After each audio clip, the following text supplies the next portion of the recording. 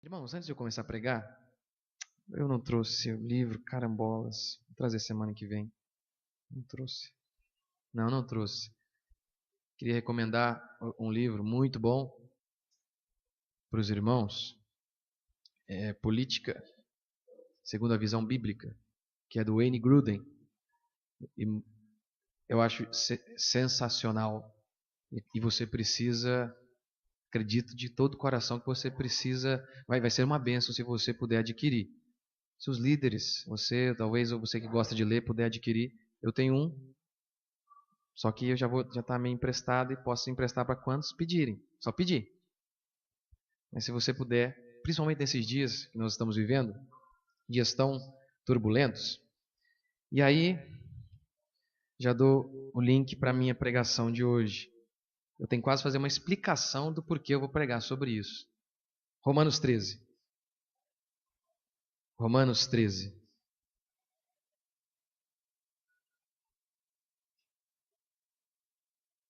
Romanos capítulo 13.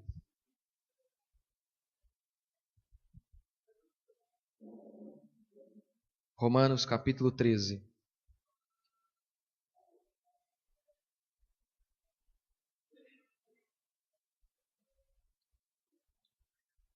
Antes de nós lermos, você sabe que as epístolas de Paulo, não apenas as de Paulo, a de Tiago, a de João, mas principalmente as de Paulo. Paulo, ele não estava ali sentado no seu quarto, no seu escritório, se tivesse, acho que ele nem tinha, né? Mas enfim, pensando, eu vou elaborar uma teologia. Primeiro que não foi assim que ele recebeu de Deus tudo o que ele pregava, já começa por aí. Mas em segundo lugar, as cartas do apóstolo Paulo eram respostas às angústias das pessoas. Por exemplo, a carta de Paulo aos Coríntios. Quase toda ela é só Paulo respondendo às perguntas que os irmãos tinham feito sobre casamento. Portanto, elas eram extremamente relevantes. Então, um pastor não deve pregar aquilo que o povo quer ouvir no sentido de pregar heresias. Um povo quer ouvir heresia, o pastor prega isso. Está errado. Mas, por outro lado, responder às angústias e às perguntas das pessoas, dos crentes, esse é um papel de um pastor. Paulo fez isso. E não foi o que aconteceu comigo maciçamente nesta semana. Por conta de todos os adventos, né, do político do país, do Lula se tornar ministro. Vira ministro, desvira, né? Tudo isso. E então é inevitável. As pessoas me perguntam, pastor, posso ir ao protesto? Como cristão? E aí? Então, é um assunto que eu preciso falar. E eu quero falar hoje porque eu sei que hoje é um tempo propício. Porque eu estou andando na rua e está lá vendo um cara, um pedreiro, que jamais falaria sobre esse assunto. Mas está falando. Estou lá, estava no Rio de Janeiro, rapaz. Estou lá e estava um gari, aí daqui a pouco o pedreiro se juntou. Tinha umas 5, 6 pessoas. Pessoas que normalmente não falam desses assuntos. Estava lá todo mundo falando. Porque não sei o quê, que o governo, que não sei o que lá mais. Então é um assunto pertinente, acredito eu, e pelo menos foi assim que Paulo fez. Ele respondia as perguntas das pessoas. Foi o que aconteceu muito comigo nesta semana. E aí, é bom lembrar que eu acredito que um pastor não deve apoiar político, no sentido de trazer aqui. Infelizmente, a maioria que faz isso não faz bem intencionada. Com certeza, eu não conheço a história, eu não saio dizendo, olha, esse é safado. Eu acredito que há pessoas que fazem isso bem intencionadas. Há pastores que fazem isso porque realmente acreditam naquele político. Realmente acredito. Eu tenho que dar esse voto de confiança. Mas infelizmente eu sei que muitos não são assim. Muitos fazem para receber alguma coisa em troca. Algum emprego para a família, um terreno, uma concessão de alguma coisa. Infelizmente. Então é justamente por isso que eu acredito que eu posso falar sobre o que a Bíblia diz em relação a política e governo. Porque você sabe que eu não estou ganhando nada com isso de ninguém. Então eu me sinto confortável para falar desse assunto. E aí, vamos ler Romanos 13. Todo homem esteja sujeito às autoridades superiores, porque não há autoridade que não proceda de Deus, e as autoridades que existem foram por ele instituídas. Verso 4. Visto que a autoridade é ministro de Deus para teu bem. Entretanto, se fizeres o bem, se fizeres, verso 4, visto que a autoridade é ministro de Deus para teu bem. Entretanto, se fizeres o mal, teme, porque não é sem motivo que ela traz a espada, porque é ministro de Deus, vingador, para castigar o que pratica o mal. Na mente do apóstolo Paulo, a função do Estado é meramente negativa, não positiva. Ela vinga, ela julga. Essa é a função do Estado. O Estado vem para julgar, para vingar. O Estado não deve ter uma atitude positiva no sentido de produzir coisas, de produzir educação e por aí vai. Essa é a ideia de Paulo, de muitos cristãos reformados. E também a ideia do Antigo Testamento, que eu vou falar mais logo em seguida. O problema é que muitas pessoas acham que falar de governo, o governo deste mundo, ou o palavrão, né, política, é um assunto que não é espiritual. E isso é uma das maiores mentiras. Primeiro, porque o maior inimigo do povo de Deus, historicamente, sempre foi o Estado, o governo. Israel, lá no Egito, era escravizado por quem? Logo no começo, a formação do povo de Israel. Quem foi o primeiro inimigo do povo de Deus? Faraó. Eles eram escravos de Faraó. Quem matou os apóstolos? Império Romano. A formação dos Estados Unidos. Como foi? Crentes, cristãos, protestantes, reformados, que fugiram do Império Britânico, porque eram perseguidos lá. Então fugiram para os Estados Unidos. Essa é uma dos princípios mais fantásticos na história do povo de Deus. No século XX, qual foi o grande inimigo da igreja? O governo, os nazistas, os fascistas, em resumo, os socialistas. Em resumo, é isso aí. Quem mais mata crente? Quem mais mata? Quem mata crente hoje? Quem mata crente hoje? Governo. Governos islâmicos. Hitler dizia o seguinte, contra uma igreja, Hitler era totalmente contra o cristianismo, contra uma igreja que se identifica com o Estado, não tenho nada a dizer. Contra uma igreja que aceita tudo que a gente fala, até, por exemplo, vamos abortar. Essa igreja diz, ok, não tem nada para dizer. Uma igreja que segue a nossa cartilha não tem nada a dizer. Na China, por exemplo, existe a igreja estatal. Mas a igreja verdadeira é a igreja que está escondida, nas casas. A igreja do Estado segue as regras do Estado. Mas a outra igreja, a igreja que segue a Escritura, é perseguida. Na China, quem é o grande adversário da igreja? O governo comunista. A política é sim um assunto espiritual, porque, em segundo lugar, o Estado é um concorrente de Deus. Você lembra que no Império Romano, durante o período do Império Romano, existia o culto ao imperador. Hoje também há o que muitos crentes chamam de estadolatria. Há uma idolatria em relação ao Estado. O Estado se torna um Deus quando nós aceitamos que ele seja responsável por tudo nas nossas vidas. Mussolini disse o seguinte, para definir o que é fascismo: tudo no Estado, nada fora do Estado, nada contra o Estado. Tudo no Estado, tudo. Tudo é o Estado. Isso é fascismo. Então, de certa maneira, o nosso país é fascista? Com certeza. É um fascista mais smile, mais carinha bonitinha. Não tem pelotão de fuzilamento. Mas o princípio onde tudo gira em torno do governo, que aconteceu nesses governos totalitários, fascistas, nazistas, comunistas, acontece no nosso país. Tudo no Estado, nada fora do Estado, diz Mussolini. Vejamos se no nosso país não é assim. Acontece uma tragédia, por exemplo, chuva, uma casa derrubada. O que alguém diz? E aí, o Estado não vai dar uma casa para ele? Onde está na Escritura que o Estado é esse Deus responsável por prover tudo, desde a educação até a aposentadoria de todos nós? Basta acontecer qualquer coisa no país. O que as pessoas dizem? É porque ali o Estado não chegou. Porque ali o Estado não está agindo. Tudo é o Estado. Uma criança passa fome, é o Estado. Não, não é o Estado. Nós devemos fazer isso. Nós. Pelo menos na Escritura, todos os mandamentos da Bíblia sobre ajudar pobres. Em nenhum deles está falando que o Estado deve fazer isso. Nós devemos fazer isso. Nós. O Estado é um grande concorrente de Deus. Em terceiro lugar,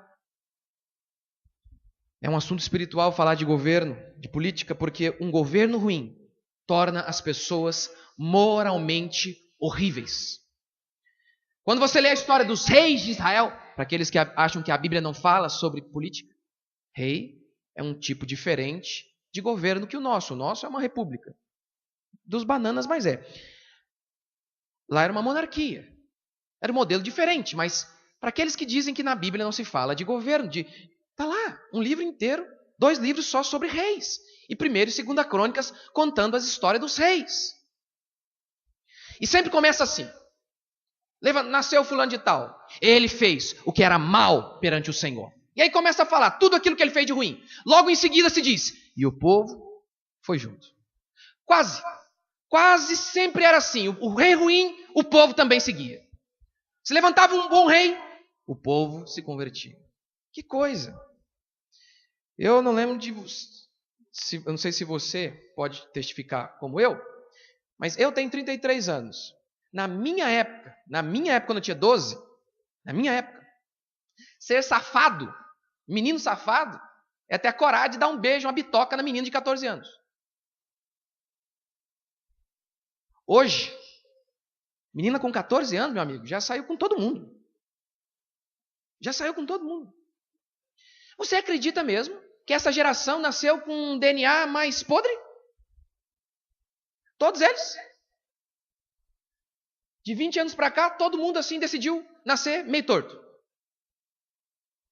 Ou tem a ver com o fato de governos podres gerindo esse país durante tantos anos e dominando inclusive a educação do nosso país, com princípios totalmente anticristãos. Eu sei que pessoas dizem assim, não posso falar disso, não posso falar desses assuntos porque eu posso ofender alguém. Será que Elias fez isso? Quando Elias foi diante do rei Acabe, apontou o dedo na cara dele e falou, você é um criminoso? Será que João Batista pensou assim? Quando ele foi diante de Herodes e falou, você é um adúltero? E não interessa se é rei, você é um adúltero? E William Wilberforce, na Inglaterra, que lutou contra a escravidão. Ele era cristão. Ele lutou contra a escravidão de seu país. Ele não ficou dizendo, não vou falar desse assunto porque é polêmico. O governo regula e permite a escravidão. Há muitos cristãos que usam a Bíblia para dizer que a Bíblia permite a escravidão. Então é um assunto polêmico, há divergências, então não vou falar disso. Porque hoje, para mim e para você, é ponto pacífico. Que a escravidão é uma praga. Na época de William Wilberforce não era. Havia muitos e muitos cristãos a favor dela. E não apenas isso. Era um baita de um nicho econômico. Girava muito dinheiro na Inglaterra por meio da escravidão. William Wilberforce não falou, não, é um assunto polêmico. Tem outras interpretações bíblicas. Eu não posso falar desse assunto porque é um assunto político. Eu tenho aprendido a cada dia que vou me adiantando em dias e vou tendo mais experiência, que um dos segredos para ser bem-sucedido como pastor, bem-sucedido aos olhos desse mundo, tá? É, não fale de assuntos considerados polêmicos. Não fale. Não fale. Pastores, o problema de um pastor não é apenas mentir. O problema de um pastor é deixar de falar todas as verdades que estão na Escritura. O problema de muitos pastores do Brasil não é que eles mentem, é que eles sabiamente, meticulosamente e de maneira bem safadinha, eles não falam daqueles assuntos que sabem que provocam polêmica e muitas vezes até dividem. Porque o objetivo não é seguir a consciência deles, pregar aquilo que eles acreditam, mas apenas ter um maior número de seguidores, ainda que eles não estejam no caminho correto. O perigo de um pastor não é apenas falar heresia. O pastor não luta apenas contra a heresia. O pastor precisa lutar contra a covardia. Covardia. Porque em todo lugar pode falar desse assunto. Na escola pode. Porque na escola fala, e fala muito. A doutrinação ideológica desde a primeira série. Fala um monte de mentira. Um monte. Aqui eu não posso falar. Na igreja não pode. Mas na escola pode. Na mídia pode. Porque a mídia fala o tempo inteiro. Às vezes você pode não perceber que tem cunho político, mas fala. Um monte de mentira lá na escola. Que Che Guevara era um joia. O cara era um homicida, racista, odiava mulheres. Que a Revolução Francesa foi maravilha, que influenciou a democracia. Mentira! Mentira! Que influenciou os Estados Unidos. Que mentira! Um dos líderes da Revolução Francesa era Robespierre. Ele mandava matar. Jorrou sangue naquela revolução. Que mané ela influenciou a Revolução, a Constituição Americana? A Revolução Francesa era totalmente contra o cristianismo. Totalmente contra o cristianismo. Eles mudaram as datas. Arrancaram tudo que lembrava a fé cristã. O início da Constituição, da formação dos Estados Unidos, lá na Constituição está escrito o seguinte, todos temos direitos diante de Deus. Os Estados Unidos tem muito a ver com a fé cristã, a formação dele tem muito a ver com a fé cristã. Então todas essas mentiras lá na escola não é uma questão apenas para atacar esquerda ou direita, capitalismo e socialismo, é para atacar a fé cristã. Toda a nossa história, porque todo o Ocidente, tudo de bom que você conhece aqui, tudo de bom, tem uma influência judaico-cristã. E é isso que a escola tenta mentir, tenta distorcer. É isso que a mídia tenta distorcer. E lá eles podem fazer isso, mentir. Mas aí aqui na igreja, lá eles podem dizer que Che Guevara foi show, que Kennedy foi show, que Obama é uma maravilha. E aí na igreja nós não podemos dar a nossa opinião. É porque eles sabem que a igreja é uma das poucas organizações livres. Porque em quase todos os cantos é dominado por pensamentos contrários à Escritura. Para não falar de esquerda. A igreja tem a liberdade de falar. E aí não vai falar? Porque se você não aprender aqui, vai ouvir na onde? Vai aprender na onde sobre esses assuntos? Que definem muito não apenas a questão econômica, mas você como ser humano. Você como ser humano. É por isso que hoje eu vou falar sobre liberdade. E é difícil falar de liberdade no Brasil, onde as pessoas acham que são livres. É difícil. O governo é como Dalila. Dalila não podia vencer Sansão. Sansão era muito mais forte do que Dalila. Você já parou para pensar? Você viu o tanto de manifestantes que tinha dia 13 de março na Avenida Paulista? Alguns dizem 500, alguns dizem até perto de 2 milhões. Alguns dizem que nem cabe isso tudo lá. Mas enfim, era muita gente. Muita gente. A estimativa mais conservadora, 3 milhões de pessoas ao redor do Brasil protestando. E obviamente muitas não puderam. 3 milhões. A população é muito maior que o governo. E mesmo que a polícia. O governo não pode conosco. Então o que ele faz? Como Dalila. Seduz, engana, mente, escraviza. De maneira bem perspicaz. Por exemplo, só um exemplo. Você imagina o governo chegar e falar, vou roubar o seu dinheiro. Roubar de todo mundo. Ele não pode. Ele não pode. Ele sabe que o povo vai ficar louco. Mas se ao invés disso ele te seduzir como Dalila seduziu Sansão e falar assim, olha, estou tirando aqui para o seu bem o FGTS, tá? Porque eu amo você. Gostando de você. E aí depois ele te dá esse dinheiro, sem o reajuste da inflação, ou seja, ele te dá menos, e ainda dá do jeito que ele quer. Para comprar uma casa, por exemplo, aí ele libera. Dinheiro que é seu. Dinheiro que é seu, ele que escolhe o jeito que você vai administrar e quando. E só para comprar as coisas que ele quer. Se você quisesse usar esse dinheiro para comprar outra coisa, não pode, porque o governo não deixa. E nós achamos que somos livres. Achamos que somos livres. Um homem disse o seguinte, o passado mostra que quando a liberdade de um povo desaparece, ela não vai como num estrondo, mas envolta pelo silêncio dos que se sentem confortáveis com os cuidados que estão recebendo. Prestou atenção? Esse é o perigo atual da tendência ao estatismo. Estatismo que ele está dizendo aqui é um aumento gigantesco do Estado, onde o Estado dá tudo para nós. Mas para dar isso, ele vai arrancando as nossas liberdades. E no fundo ele não dá nada, você sabe muito bem disso. Pastor, você quer libertar o país? Com certeza, se a gente tivesse essa capacidade. Mas pelo menos que você seja livre. Pelo menos que você ande como livre. Porque foi para isso que Jesus Cristo nos salvou. Para sermos livres de tudo. Não apenas das mentiras teológicas, mas das mentiras políticas também Deus nos libertou. Para que nós possamos andar na verdade. Na verdade. Portanto, deixa eu te dar alguns princípios aqui, importantíssimos para mim e para você hoje, em relação ao governo. Primeiro, Deus não faz acepção de pessoas. Você pode dizer isso? Eu esqueci de pôr ali Romanos 2,11, mas é exatamente isso que diz Romanos 2,11. Que Deus não faz acepção.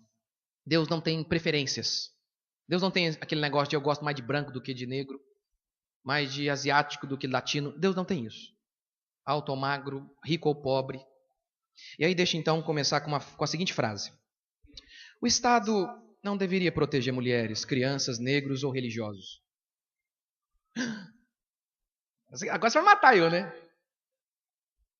O Estado deveria proteger seres humanos. Seres humanos. Eu ouvi de uma negra a seguinte frase: eu não sou descendente de escravos. Eu sou descendente de seres humanos que foram escravizados. É isso que eu sou um ser humano. Políticos gostam de proteger minorias porque são uma ótima plataforma para conquistarem muitos votos. Muitos votos. E essas minorias não são tão pequenas assim. Aquela lá sai em defesa das mulheres, porque é a minoria. Mas tem mulher no mundo, hein? O outro diz, eu vou defender os negros. No Brasil tem bastante. Então eu vou defender os evangélicos. Uma minoria bem grande, hein? São espertinhos. A menor de todas as minorias se chama você, indivíduo. É isso que a Escritura ensina. Que Deus fez a cada um de nós conforme a sua imagem e semelhança. Agora, eu não quero um político para proteger evangélico.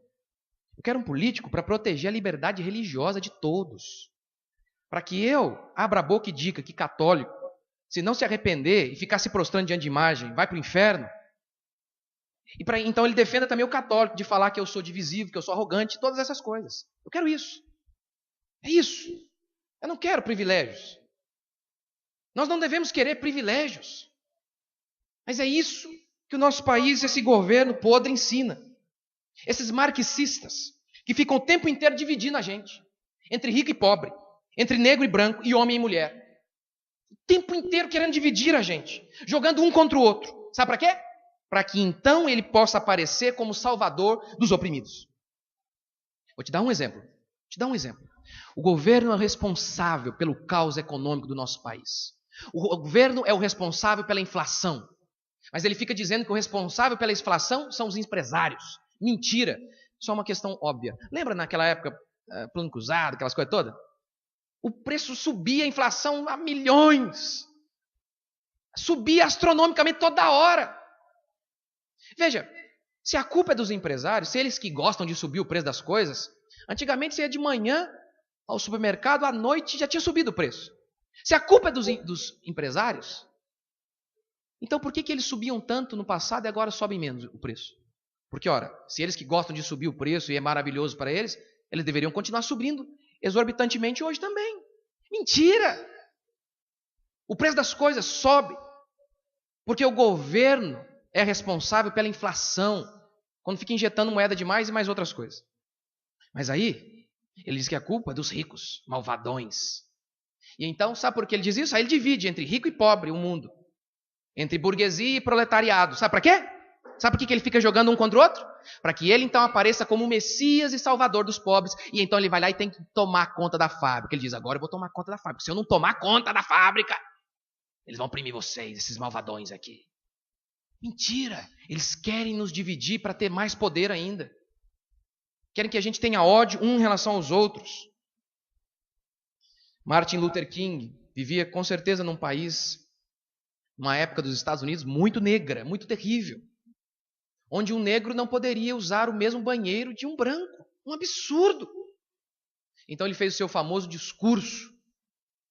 Eu sonho que um homem neste país seja julgado não de acordo com a cor da sua pele, mas segundo o teor do seu caráter. Não é isso que o nosso país defende. Não é isso. O que Martin Luther King defendia era o seguinte: que um negro, se ele for bom, se ele estudou e foi capaz, que ele tem o direito de entrar na faculdade. Lá, não podia. Em muitas faculdades não podia. Não interessa se ele tivesse capacidade. Por conta da cor dele, mesmo tendo capacidade, não podia entrar. Ele queria direitos iguais nesse sentido, de que todos tivessem o direito de competir para entrar lá. Nosso país não é assim. Nosso país, o nosso governo não ensina as pessoas a terem igualdade, e sim a ter privilégios, onde pastores têm privilégios, onde negros têm privilégios, onde pobres têm privilégios. Não é isso que a Escritura ensina. O que a Escritura ensina, principalmente para aqueles que são cristãos, é que em Cristo não há grego, nem bárbaro, nem judeu, nem gentil, mas todos nós somos um em Cristo Jesus, criados à imagem de Deus, e devemos ser julgados de acordo com o que fazemos. Devemos receber de acordo com as nossas conquistas e ser punidos de acordo com os nossos crimes. Mas no nosso país, não é assim. Não é assim. Vou te dar um exemplo do que é igualdade. As pessoas falam aí de ter igualdade, mas o que eles falam de igualdade não tem nada a ver com a igualdade bíblica. Olha o que é igualdade bíblica. Já assistiu The Voice? Aquele programa onde os artistas, onde amadores competem para ver quem canta melhor. Aí os jurados ficam lá. Na primeira fase, eles ficam de costas. Eles não veem os cantores. Ficam de costas. Apenas ouvem a voz. Apenas escutam como eles estão cantando, se cantam bem ou não. Eles não estão vendo se são ricos, pobres, brancos ou negros, gordos ou magros. Não. Apenas ficam ouvindo se o cara é bom.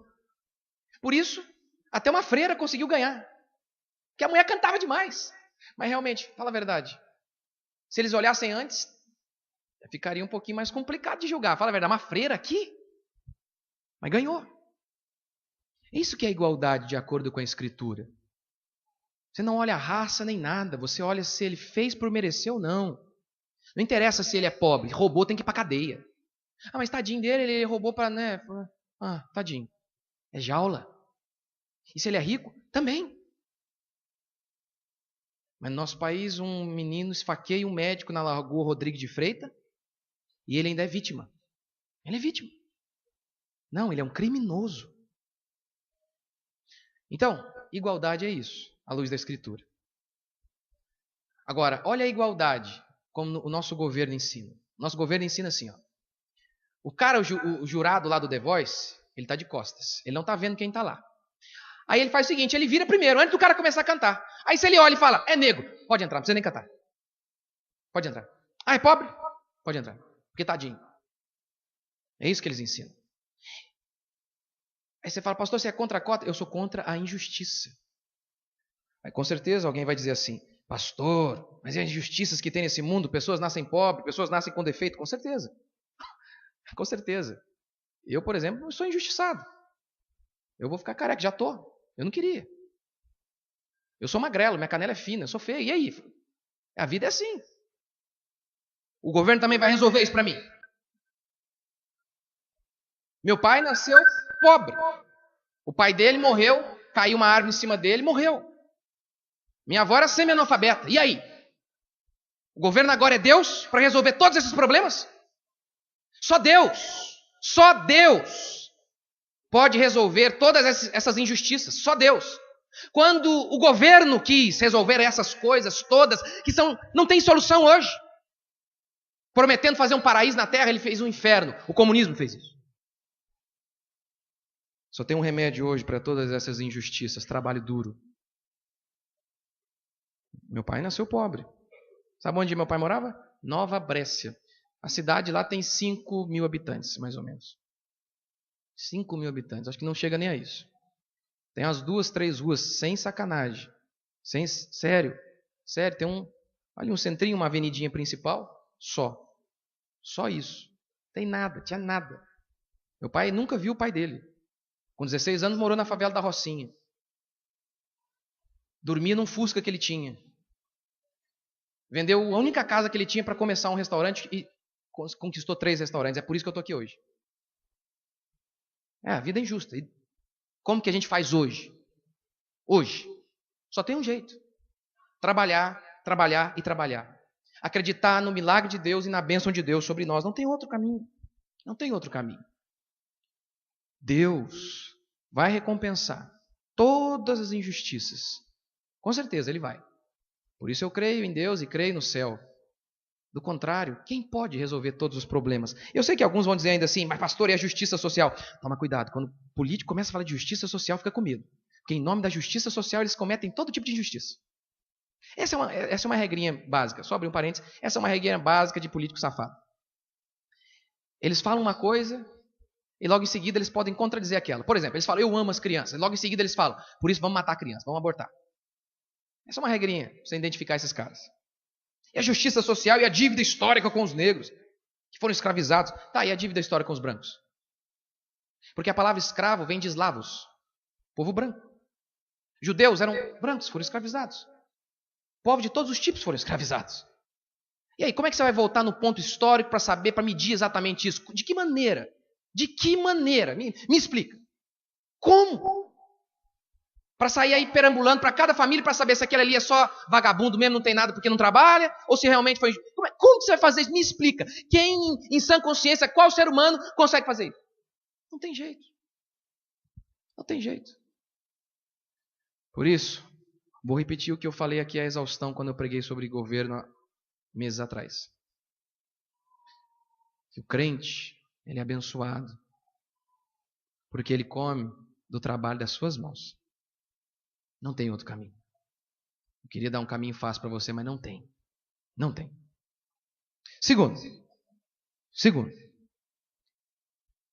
a grande função do Estado é proteger.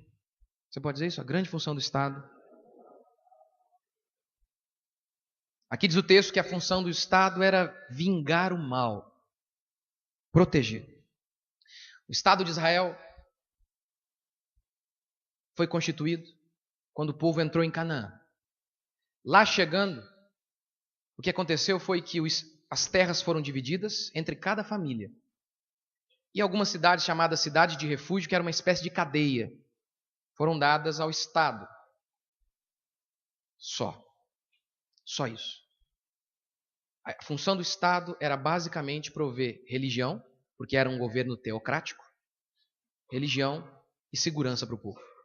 Hoje, não somos um governo teocrático, então não pode a função da religião. Tem que ser aberta. Em Israel não era. Só isso. Religião e proteção, por meio da força, por meio do exército. Basicamente era essa, de julgar as causas. Basicamente era essa a função de Israel, no Estado de Israel. Quando o Estado começa a acumular muitas funções, lembre-se, na história aconteceu 2 coisas: pobreza e opressão. Por isso em Israel era proibido que um rei acumulasse muito dinheiro. Era proibido.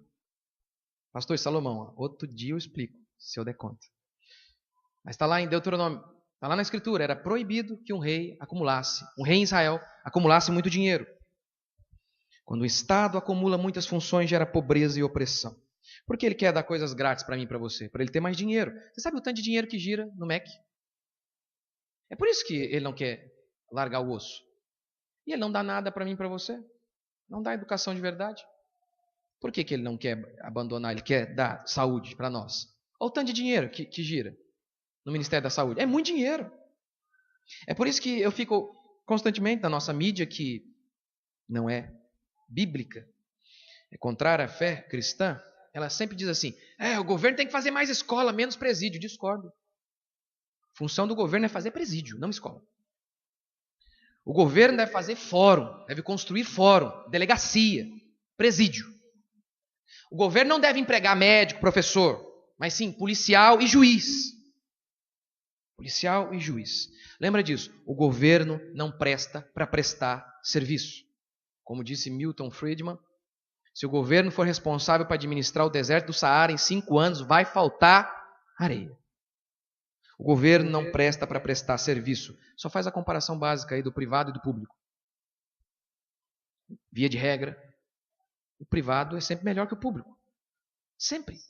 E nós ainda continuamos querendo coisas públicas, que o governo continue prestando serviço. O governo é um prestador de serviço, só que ele é horrível. Ele é horrível, ele nunca consegue prestar direito. Imagina se você frequentasse uma pizzaria que durante 100 anos só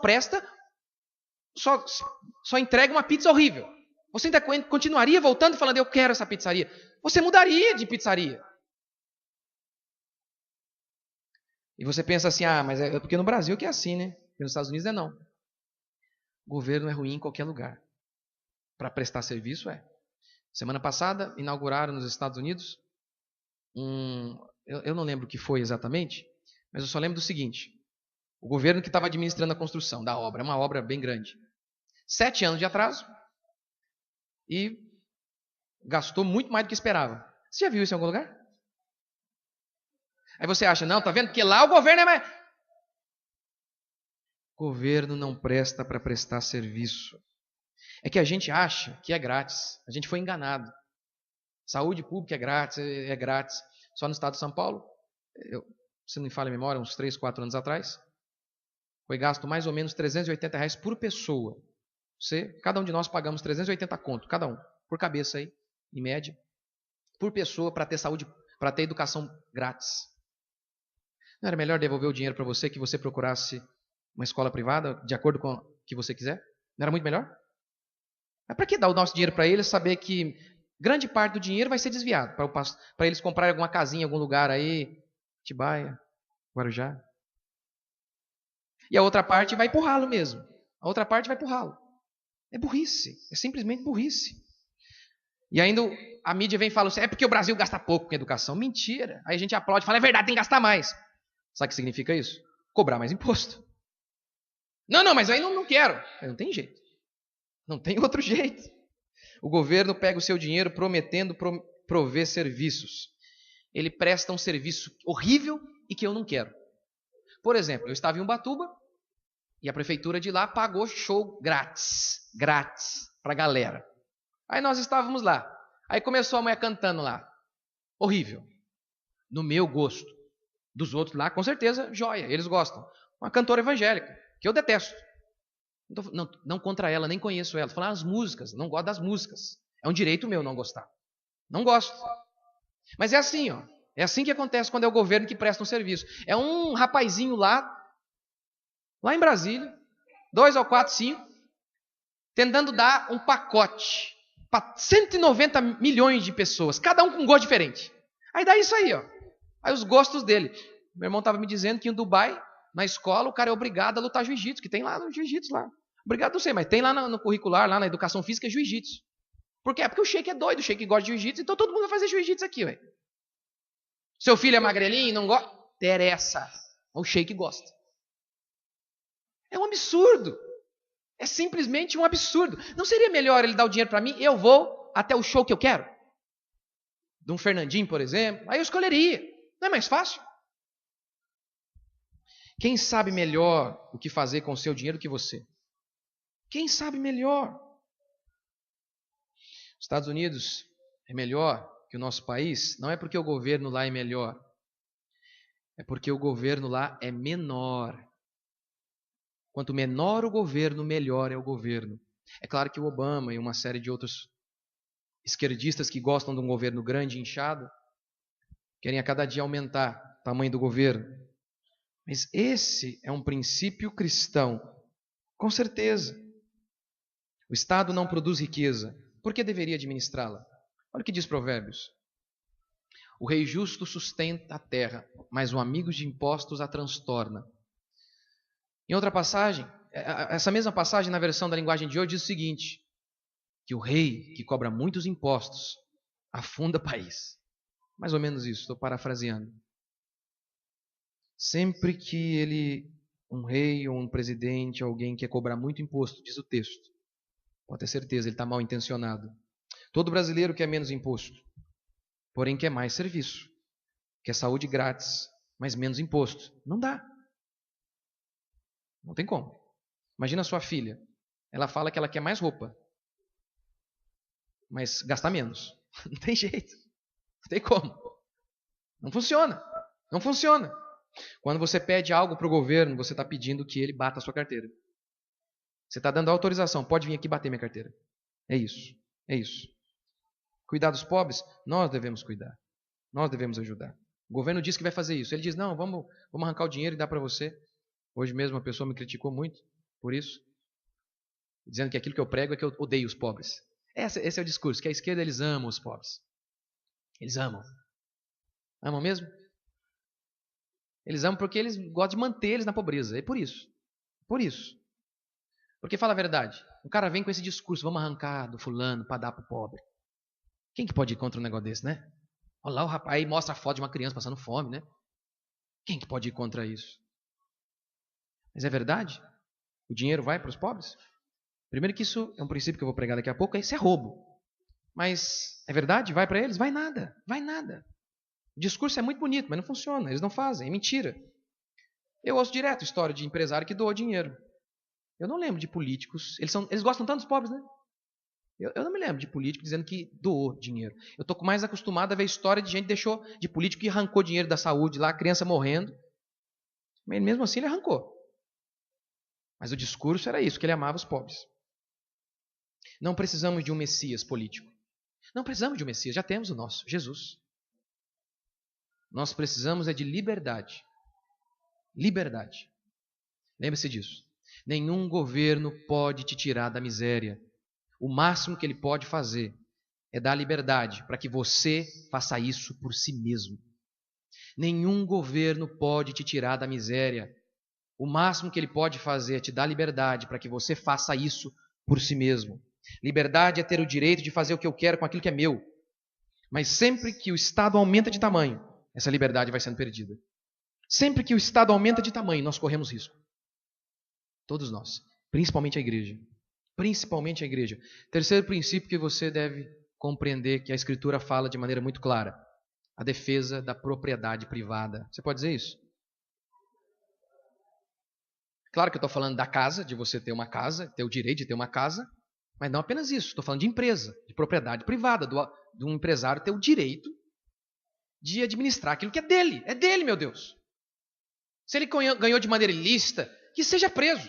Mas se conquistou de maneira honesta, é dele.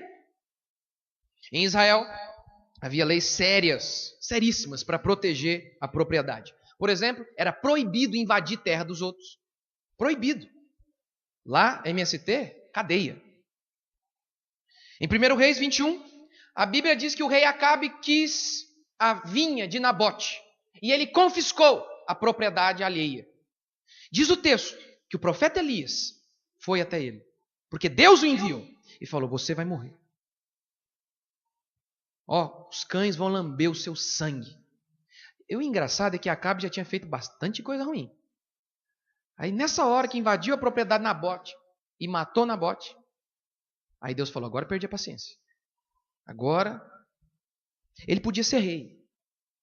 Mas um princípio de países livres, que muitos ensinaram ao longo da história, de países verdadeiramente livres, é o seguinte, você pode ser rei aí, mas na minha casa, na minha propriedade, eu sou o rei. Eu sou o rei da minha casa. Karl Marx resume o socialismo com a seguinte frase, a abolição da propriedade privada. Não tem propriedade privada. Isso é um resumo do socialismo.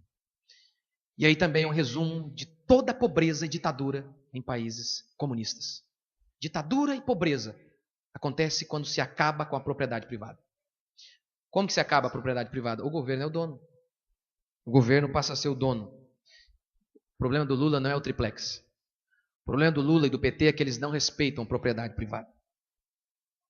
Primeiro, como eu disse, quando acaba a propriedade privada, quando acaba o direito de que um homem administre a sua casa ou a sua empresa do jeito que ele bem entende, porque não acontece isso aqui no Brasil. O empresário não pode fazer o que ele quer lá na sua empresa.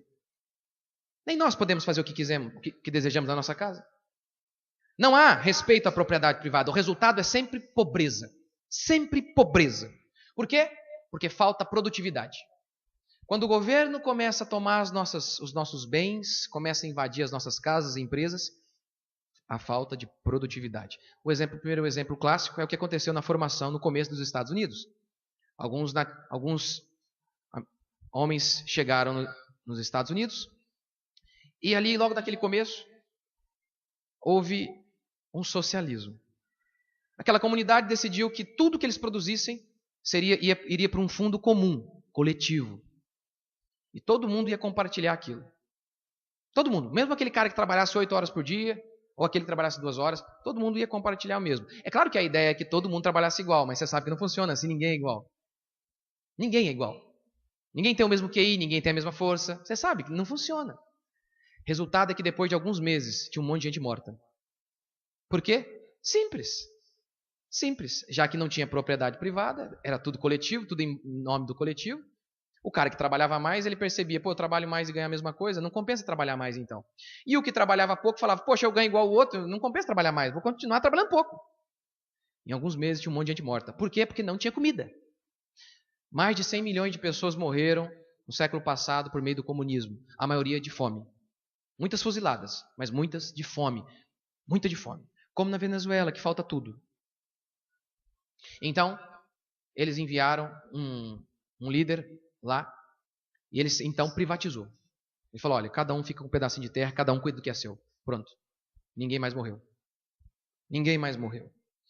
Lenin, na União Soviética, ele matava as pessoas porque eles não iam ao trabalho. Porque, claro, já que tudo é coletivo, não tem propriedade privada, nada é meu, é de todo mundo, o resultado é que ninguém queria trabalhar. Aí o que ele fazia? Matava. Faltava na segunda-feira, caixote. Morreu. Era assim que funcionava. Na Suécia, que é bem socialista, é engraçado. Segunda-feira, todo mundo fica doente lá. É engraçado, né? Segunda-feira, todo mundo. Gente novinha, saudável, começa a ficar doente, porque não quer trabalhar. Segundo, quando acaba a propriedade privada, a opressão. Porque eles dizem, olha, isso é uma injustiça que um empresário ganhe tanto e outro pobre ganhe tão pouco. Aí o socialismo entra, aí o governo vem e fala, não, nós vamos administrar isso aqui para que todo mundo ganhe igual, é isso que é justo. Aí antes você tinha alguns empresários com muito dinheiro, agora você tem um só, com todo o dinheiro, o governo. E aí é terrível, porque o dinheiro é um poder. E você junta ainda com o poder da espada ou do revólver, resultado é ditadura. O poder corrompe, o poder absoluto corrompe absolutamente. Absolutamente. Por isso em Israel era proibido que um rei tivesse muito dinheiro. Os comunistas sempre se tornaram opressores. Por quê? Por conta do poder da espada e do dinheiro. Você imagina o seguinte, que um comunista chegasse e invadisse a sua casa e falasse o seguinte para você, na União Soviética, agora a sua casa é de todo mundo. Agora não é sua mais, sua propriedade não é sua mais, é de todo mundo, para o bem do povo. Fala, mas quem vai administrar? Nós, né? Quem? Nós aqui, véio. Nós vamos cuidar. Nós, agora é do governo. É do povo, mas quem administra é o governo. E aí acaba ficando de quem? Acaba ficando só pro governo, não pro povo. Mas tá bom. E se esse soldado comunista chegasse na sua casa e falasse o seguinte, ó, o negócio é o seguinte, quando você produz aqui saca de trigo, fala, agora você vai produzir 40%, tudo que você produz, 40% vai vir para nós. Você não ia ficar revoltado? Fica nada. O nosso governo faz isso? Faz isso com a gente. Na sua casa, se o governo chegasse lá na sua casa e falasse assim, você não vai pintar essa casa aqui dessa cor, não. Vai pintar, não. E outra coisa, você não vai trabalhar, só vai trabalhar de segunda a sexta só 40 horas aqui na sua casa. E outra coisa, essa empregada sua aí, você não pode mandar ela embora, não. Mas eu estou falindo, não interessa, seu desumano. Não pode mandar embora, não. Mas se eu não mandar ela embora, é questão de sobrevivência, nós vamos morrer. Não interessa.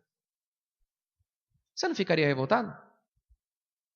Mas então por que você aceita que o governo faça isso na propriedade alheia? Por que fazer isso lá na propriedade do vizinho é show? Porque é isso que o governo faz lá na empresa. Ah, porque ele é rico? Porque a gente é cheio de cobiça. Aí a gente tem inveja dos ricos, aí a gente aceita fazer isso lá. Porque é isso que o governo faz. Ele vai lá na empresa e fala, não, você não vai mandar embora ninguém, não. Mas se ele não mandar, a empresa pode quebrar, não interessa. E vai trabalhar tanto, é assim, é nós que manda aqui. Nosso país está muito mais perto da Itália de Mussolini do que dos Estados Unidos, com certeza. Com certeza. É um absurdo. É um absurdo. Eu estava lá no Ubatuba, e aí o cara estava numa banca, que era... Banca geralmente é de revista. Mas com o advento da internet, caiu muito a venda de jornal, revista. E o rapaz então utilizou a banca para vender um monte de coisas de utilidades para a praia. Raquete de tênis, sungas, sei lá, um monte de coisa. E aí ele contando todo feliz. Falava, sabe o que é, rapaz? Que isso aqui, eu fui lá e a prefeitura, ela deu o alvará para que eu pudesse vender isso aqui. E ele falando, sorrindo, feliz. É um escravo contente.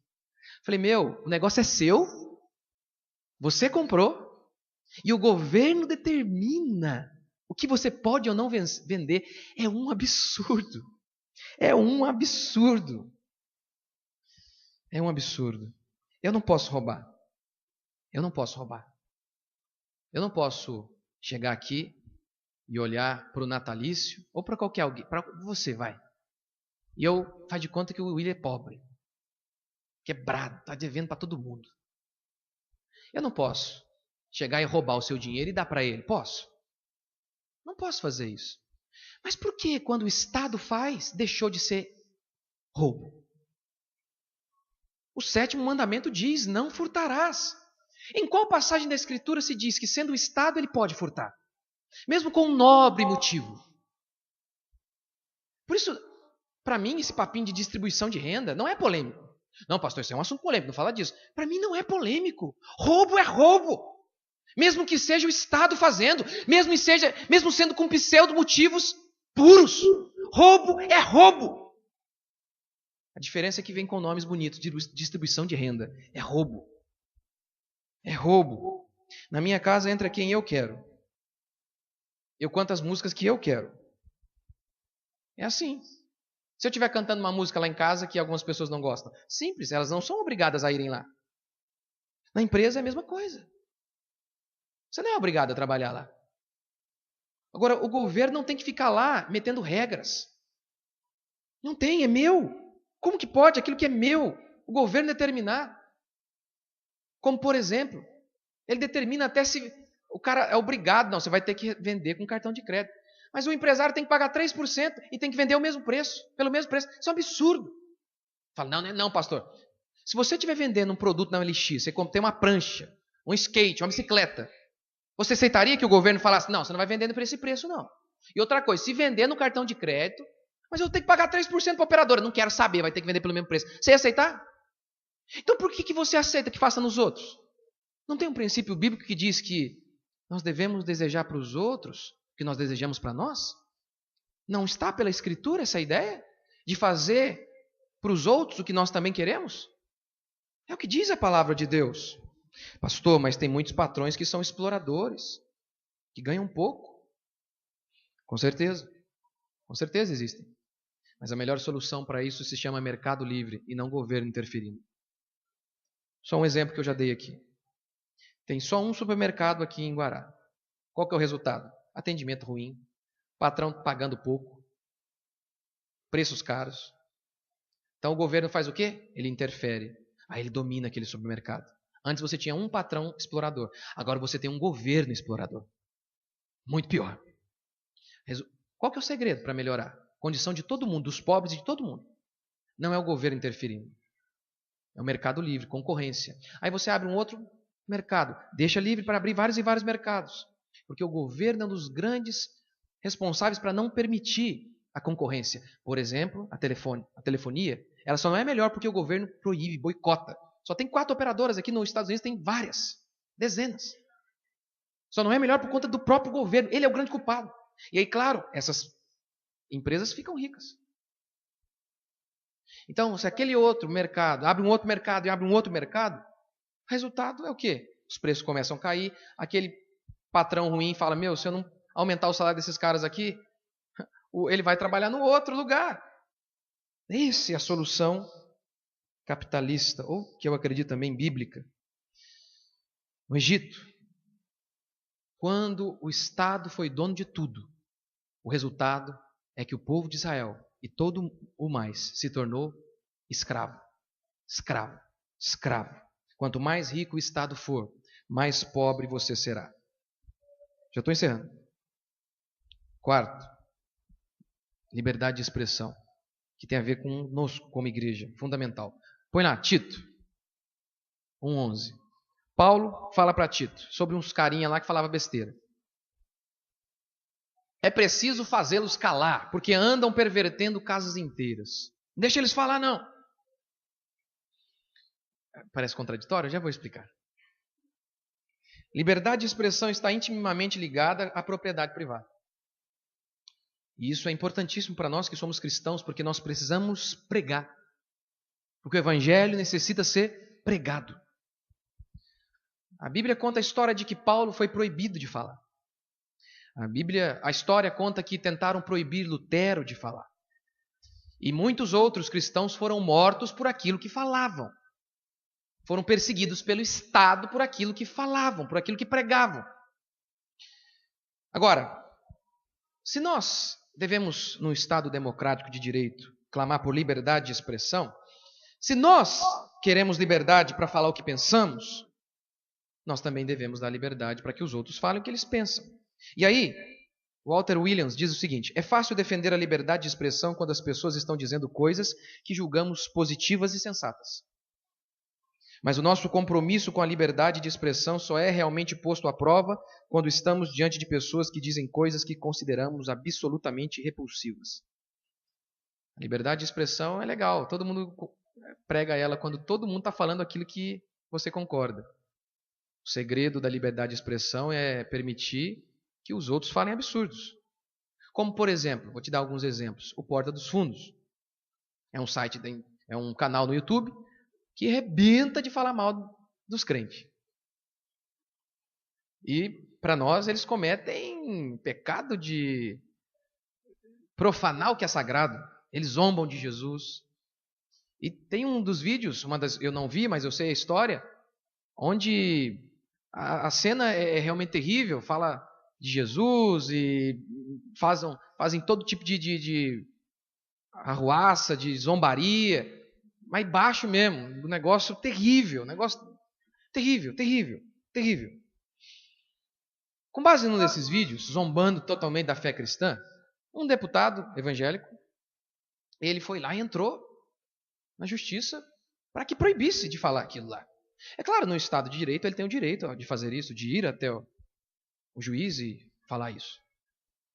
Mas isso não é democracia.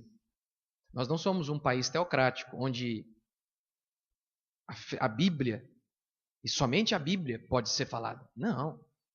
Aqui existem povos de todos os tipos, pessoas com todo tipo de crença. Então veja, não é assim que funciona. O cara tem o direito de falar os absurdos dele lá. Aí, diante de Deus, um dia ele vai pagar. Se de fato a fé cristã é verdadeira, então ele está cometendo ali um sacrilégio. Mas o Estado não pode proibi-lo. Sabe por quê? Porque aqueles rapazes lá do Porta dos Fundos são ateus, eles não acreditam em Deus. Então eles não acreditam que eles estão zombando da fé, porque para eles não existe. Então é necessário ter liberdade para que eu fale que esses rapazes, se eles não se arrependerem, eles vão torrar no inferno. E que eles também tenham a liberdade de falar, olhar para mim e dar risada, de tirar sarro. É assim que funciona. É assim. Né? Em passeata, de vez em quando, às vezes você vê. A mídia, as pessoas quebram a câmera dos jornalistas, principalmente da Rede Globo. Isso não é viver num país livre. Eu também odeio a Rede Globo. É um pessoal de esquerda, o jornalismo deles é de esquerda. Mas espera aí, eu não sou obrigado a assistir o jornal deles. Eu assisto porque eu quero. Eles não entram na minha casa e me obrigam de assistir. Se eles falam mentiras, eu acredito que falam muitas. Falam verdades também. Acredito que distorcem muitas coisas, com certeza. Mas isso é um direito deles. Que eles falem lá. E eu venho aqui e falo para vocês, pessoal, fica esperto lá. E os caras vão lá e falam, vamos fazer um protesto, que eles estão fazendo lá pornografia, não sei o quê. Não, mas peraí, tem um monte de brasileiro que quer assistir essa pornografia deles. Eles obrigam você a assistir a novela? Sou contra durante o dia. Nossos filhos podem assistir. Mas lá à noite, eles têm o direito, é deles. O canal é deles, é propriedade privada deles. Você assiste porque você quer. É assim que funciona. Eu vi um pastor que entrou na macumba e saiu dando bicuda lá no Santinho Preto Velho, Zé Pilintra. E ele achou que isso é ser corajoso e é representar o evangelho. Ele devia ir preso, porque ele invadiu uma propriedade privada. Invadiu uma propriedade privada. Eu estava em uma conferência e, de repente, uma mulher começou a falar um monte de asneira lá. Uma comunista. E aí as irmãs falaram, pastor, fala alguma coisa. Vai. Porque falou, alguém tem alguma pergunta? Vai, pastor, vai. Escutucando eu. Falei, não vou falar. Não vou falar porque não pagaram para me ouvir. Pagaram para ouvir essa mulher. Eu não estou aqui no meu ambiente. Ele disse para abrir para fazer uma pergunta. Se eu quiser, eu vou criticar ela na minha casa, no meu terreno, na minha propriedade, no meu Facebook, no programa de rádio que eu faço, na nossa igreja. Mas não posso entrar lá na casa dos outros. Eu tenho liberdade de expressão na minha casa, na minha propriedade.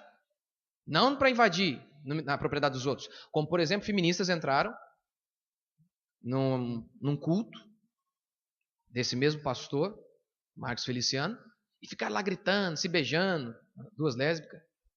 Elas acham que isso é liberdade de expressão. Não, mas você não pode ter liberdade dentro da minha liberdade, dentro da minha casa. Que elas possam ir em qualquer lugar falar mal. Qualquer lugar. Olha, eu me mandaram para mim vai ter protesto aqui em Guará, um rapazinho falou, pastor, me ajuda aí, divulga. Fui divulgando. Protesto contra a Dilma, tenho direito, acredito que deveria ir. Foi na hora do culto, então não teve como eu ir. Mas eu fui mandando, aí por acidente mandei num grupo lá que não devia ter mandado. Aí o rapaz já mandou e já escreveu, olha, por favor, não manda essas coisas políticas aqui, porque não sei o quê, não sei o quê, não sei o quê. Pedi desculpa na hora, falei, me desculpa, eu não devia ter mandado, eu mandei errado. Que eu tenho um outro grupo parecido, com o sloganzinho é parecido, eu mandei errado, você me perdoa. Não fiquei lá escrevendo, mas peraí, rapaz, você, num momento desse... Eu falei, não, lá o grupo é dele, ele faz o que ele quiser. Ele faz o que ele quiser lá. Por que isso é tão sério? Por que isso é tão importante? Porque se do contrário, que é o que eles querem fazer conosco, querem entrar aqui na nossa propriedade e nos obrigar a fazer casamento homossexual, por exemplo. Não, porque eles têm a liberdade, mas eu também tenho que ter a liberdade de não fazer. Que negócio é esse? Que absurdo é esse? Então deixe que eles falem, e aí a gente responde daqui. Deixa eles falar lá, a gente responde daqui. Quem tem argumento não precisa da intervenção do Estado. Quem é provido de ideias não precisa utilizar a espada. Mas é engraçado que aqui, olha lá Paulo. Paulo falou, cala a boca, não deixa esse povo falar. Por quê? Falou, lá ele pode falar, mas aqui na igreja não. Aqui não, porque aqui é nossa propriedade, aqui é nosso. Aqui é nosso.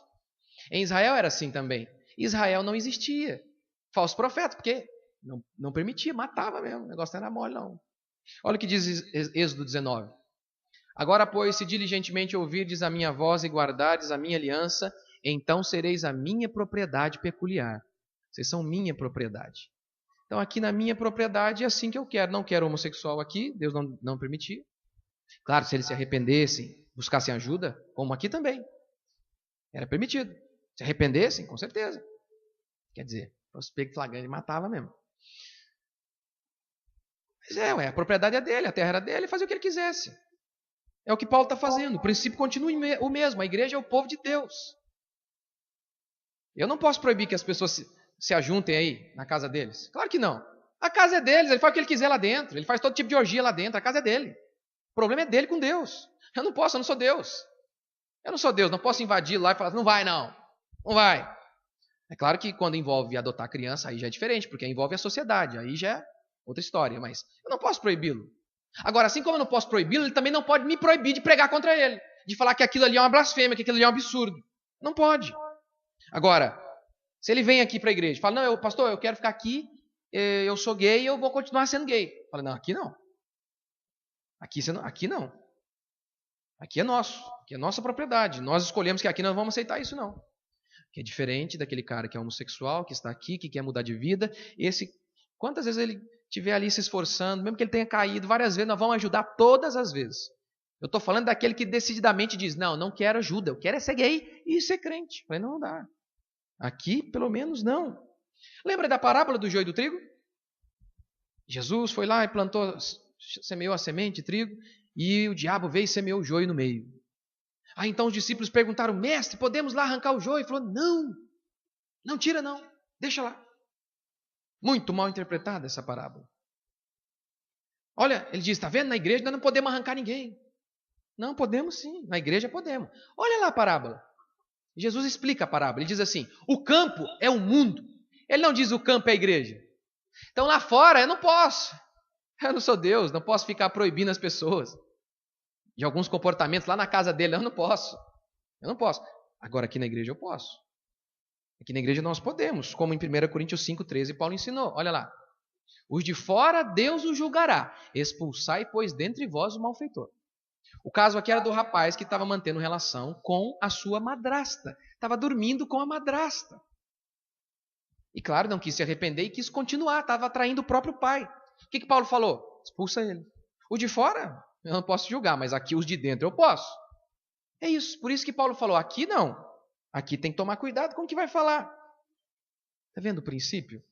Do porquê até na igreja há momentos que a gente fala: irmão, isso aqui que você está falando é heresia. Tinha um cara na igreja que ele falou que Adão teve um filho com a cobra.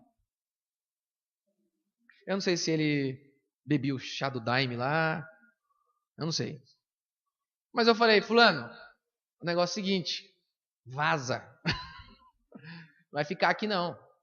Não era só isso. Ele falava muitas outras loucuras, heresia. Eu falava: irmão, você, pelo amor de Deus, isso que você está falando é heresia. Eu lembro que ele falou assim: não tem pastor, não tem nada hoje. Eu falei: como não? Paulo ensinou isso. Você crê diferente de Paulo? Você acha que você é maior que Paulo? Eu falei: sou. Ele disse? Ele falou: sou. Eu falei: você é louco. Vai ser louco em outro lugar. Vai ser louco aqui não. Eu falei: você está excomungado, vaza. Claro. É o que diz a Escritura.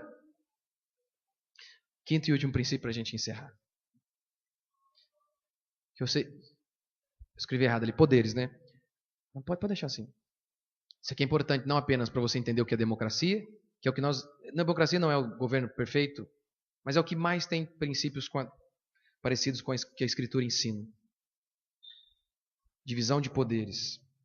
Segundo Crônicas 26, a Bíblia fala sobre Uzias. Uzias foi um rei muito próspero, venceu inimigos, fez muitas coisas, muitas coisas. Começa a história de Uzias dizendo que ele fez o que era reto perante o Senhor. Foi um grande rei.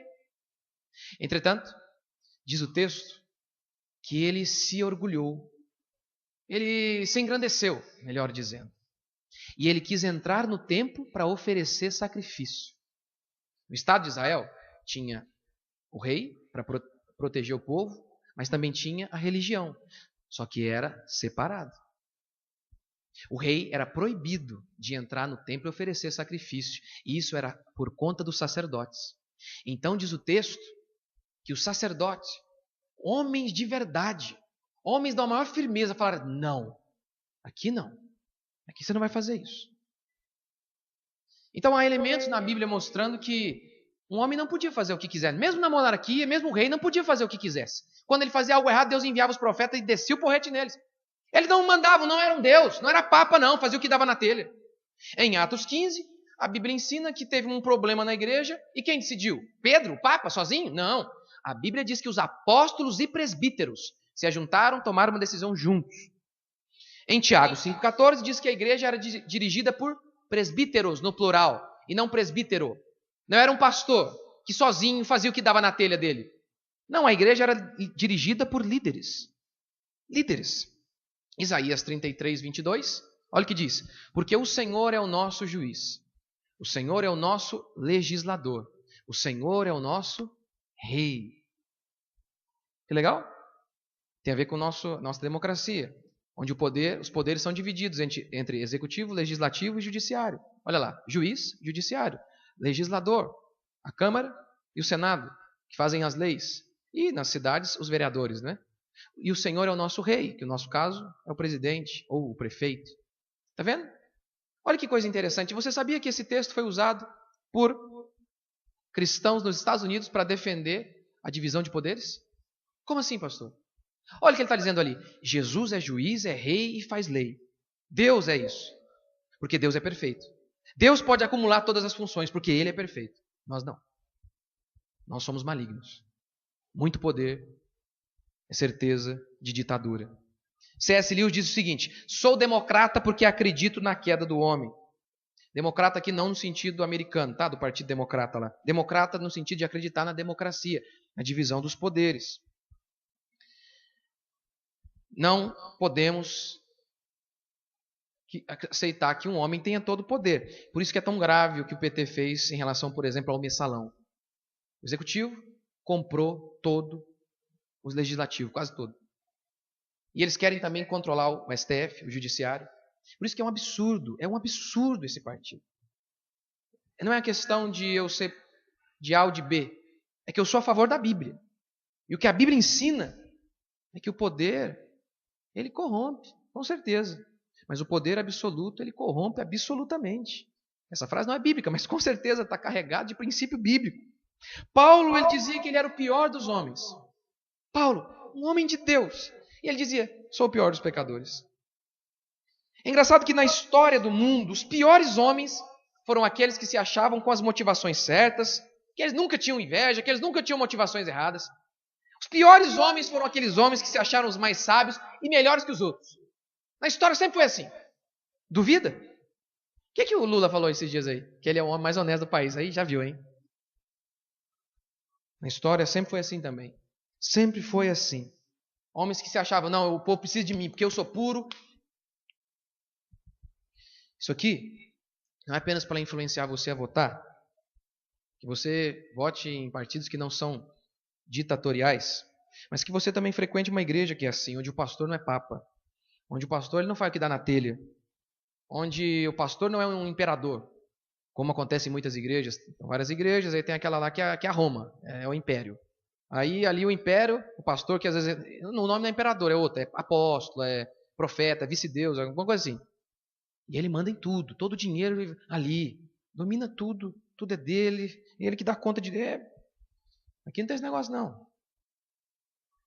As outras igrejas têm a sua independência. E eu não fico nem dando pitaco lá no dinheiro deles, faz o que quiser. Quando vem pedir opinião, eu dou. E ainda assim falei, irmão, olha, você vai contribuir aí 5 anos, e depois a gente vê novamente se nós vamos reunir todo mundo para ter um fundo em comum, mas todo mundo vai contribuir igual. A nossa igreja aqui também. E esse dinheiro não vai vir para cá, o dinheiro deles não vem para cá. Vai para o fundo comum.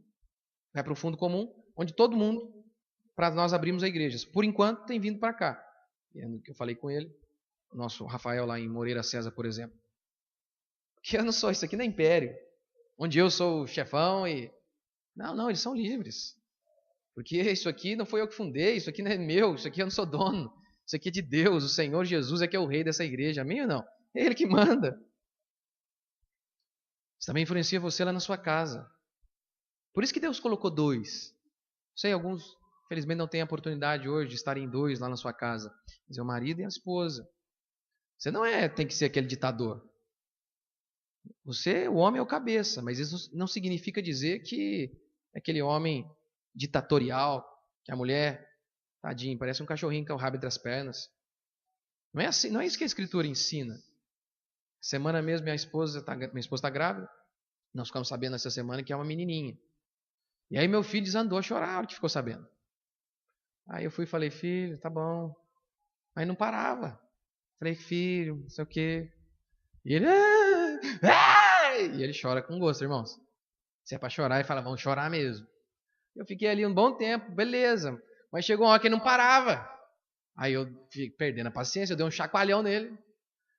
E a minha esposa me xingou. Você perdeu a paciência, tadinho, não sei o quê. Falei, desculpa, oh Deus da glória, perdoa, filho, perdoa. E aí minha esposa quase bateu em mim.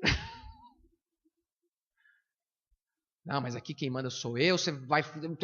Que isso? A gente erra muito, erra muito, erra muito. Na sua casa você seja assim.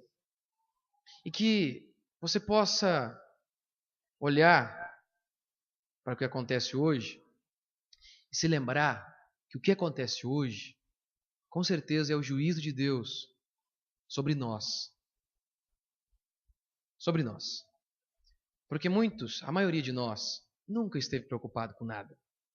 A única preocupação é saber o jogo do Corinthians, ou o que vai passar na televisão. Nunca nos importamos para realmente entender as coisas. E por isso, talvez votamos errado e estamos colhendo o que nós mesmos plantamos. Por isso, meu conselho para você é que você tenha o mínimo de conhecimento sobre isso. É o que eu estou tentando fazer aqui hoje. Mesmo sendo uma pregação não tão legal, mas eu acredito que é importante para definir você, não apenas o seu voto lá, é você como ser humano. Em resumo, para finalizar, o que eu estou querendo dizer com tudo isso aqui, se você quiser um dia identificar aí em partidos, tudo que eu estou dizendo aqui significa um partido de direita, o que não tem muito no Brasil, mas tem um partido surgindo, PSC, surgindo assim já está há algum tempo. As pessoas me perguntam, o Bolsonaro, não sei quem. Você deve olhar com carinho, não recebo nada desses caras, não tenho filiação nenhuma, mas isso são ideias que mais se aproximam em relação a um governo bíblico, que eu estou falando aqui em relação ao que você pode ver por aí, que é difícil, eu sei, mas lembre-se disso, na história, quem mais atrapalhou o trabalho da igreja, foi o Estado. Não foram as heresias atrapalharam, mas o Estado quase sempre foi o grande inimigo. Portanto, que eu e você tenhamos sempre ideia de que faz sim diferença, não apenas na nossa vida econômica, mas até no destino da nossa igreja. Até no destino da nossa igreja, a maneira como nós vemos ou não vemos as questões políticas que acontecem no nosso país. Vamos ficar de pé?